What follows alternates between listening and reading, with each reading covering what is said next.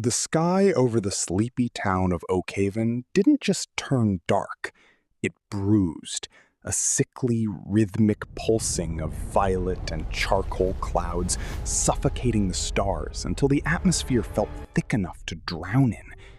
And then, without a thunderclap or even a whisper of wind, the sky cracked. Oh my God, Not look with at the lightning, sky. but We with need a to get out of here jagged right now. obsidian fissure that tore across the fabric of the heavens from horizon to horizon. And from that celestial wound, a cold, oily substance began to leak, defying gravity and hanging in the air like frozen tears, as the residents below stood paralyzed in silent terror.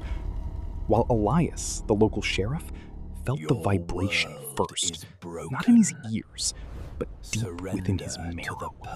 The asphalt of Main Street began to groan, and with a sound like 1,000 dry bones snapping at once, the earth finally surrendered, splitting open into massive, jagged chasms that swallowed houses and cars whole.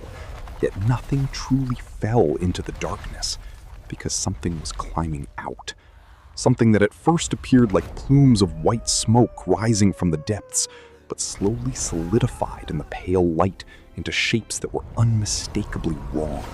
Elongated, translucent entities with limbs that moved like liquid and faces that were nothing more than weeping, bottomless holes. The hollowed, spirits not of this world nor of the one below. And as the air grew frigid and breath turned to ice, one of them drifted toward Elias, not walking, not even floating, but simply erasing the distance between them. And as it drew near, the screaming began.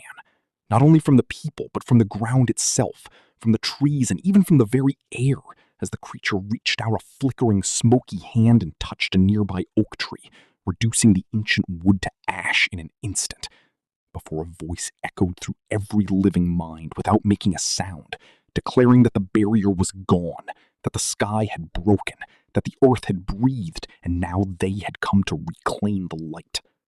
Above them, the crack widened further as the violet clouds were pulled inward into the void, while more pale, faceless specters descended like falling stars, and the ground continued to twist and heave into a churning sea of dirt and ghosts.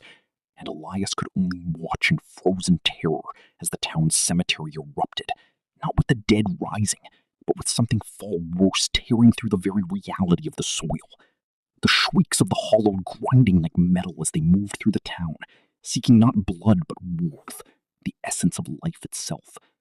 And wherever they reached, people did not die, but simply vanished into drifting gray mist, their existence drawn upward into the gaping maw of the broken sky, until by midnight Oakhaven was no longer a town, but an empty shell of hollow houses and shadow-filled streets beneath a sky that remained shattered like a mirror of some endless nightmare.